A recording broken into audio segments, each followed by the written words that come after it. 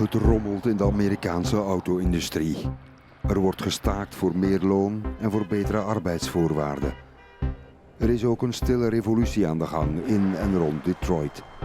De auto-industrie focust zich nu helemaal op het maken van elektrische auto's. In deze fabriek in aanbouw werken vanaf volgend jaar 2000 mensen om autobatterijen te maken voor EV's, Electrical Vehicles. Een investering van maar liefst $1,6 miljard. We're in growth mode, and I think it's really important because making sure that we produce where the product is sold is going to be foundational to the industry. Maybe sometimes cars are imported between continents, but that's very expensive, and often the best way to do it from a cost standpoint and a profit standpoint is to build where you sell. So that's our approach with batteries. Dit zijn de batterijen voor de elektrische auto's van de toekomst. De hele assemblage van auto's wordt nu anders.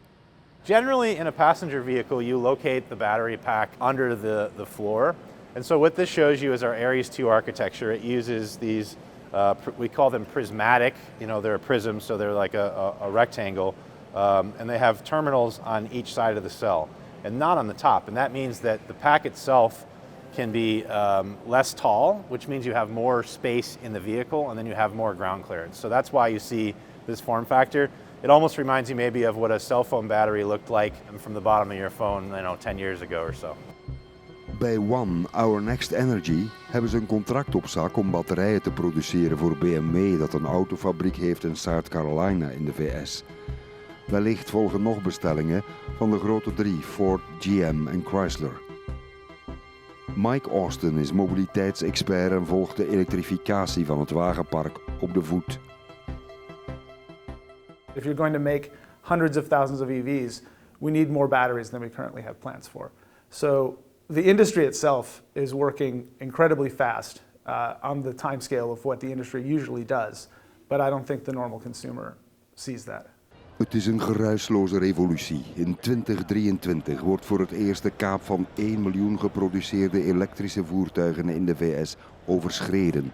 Zo'n 6,5% van alle gemaakte auto's. Maar die wagens zijn voor veel mensen nog te duur. One of the issues we're seeing is that we don't have more affordable models on the market yet. And that's a problem if we want to get to adoption. And we've seen a little bit of that already in the third quarter of this year where the sales have slowed down mostly because the appetite for an expensive $60,000 or $100,000 EV is slowing. De verkoop van bijvoorbeeld Tesla lijkt een plafond te hebben bereikt, te duur voor doorsnee Amerikanen. Omdat autobatterijen zo duur zijn, 1/3 of meer van de kostprijs van zo'n auto is de batterij. En je kan er niet altijd heel ver mee rijden. Daarom zoekt de industrie naar elektrische voertuigen die langere afstanden aankunnen. To get to mass adoption, like 95% or more of electrification, you need to solve for all of the customer use cases. Here in the US, people buy a lot of light trucks, they buy larger vehicles, they tow things, they drive longer distances. That's why we've created the architecture we call Gemini, which gets at 600 miles plus of range for an EV. And even though that's not going to be all electric vehicles needing that gives people the option to take a long road trip and only charge when they want to, as opposed to when they have to. Elektrische voertuigen vragen minder assemblagetijd in de autofabriek, minder arbeiders dus. Tegelijk zijn er nieuwe werkplekken waar ze de batterijen maken. Maar in tegenstelling tot de autofabrieken zijn dat meestal bedrijven zonder vakbonden. En dat ligt lastig bij de machtige autovakbond UAW. Here in the United States, a lot of places have unions, but there are still so many more that don't.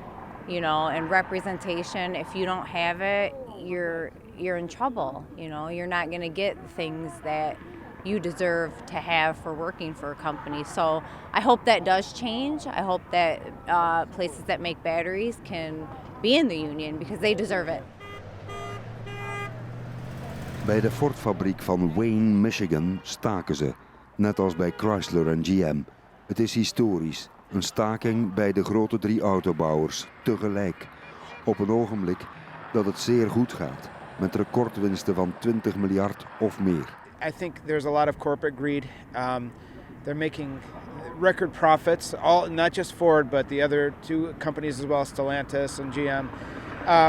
And we feel that we haven't been compensated correctly over the years. And we gave up a lot to save the companies back in 2008, and with the promise that we will get back what we gave up, and we haven't. So this is why we're out here.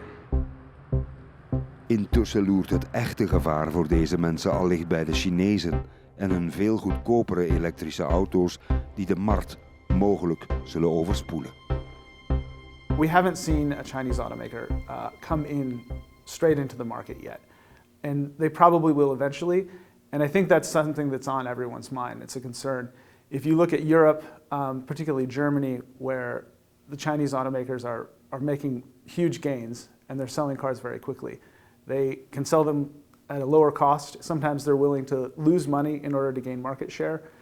And so I think in the overall electrification picture, that's a big risk, and a big thing on everyone's mind is we need to get the manufacturing and get the products on the market before the Chinese come, because if they come and we're not ready, that could be a big problem for the domestic manufacturers.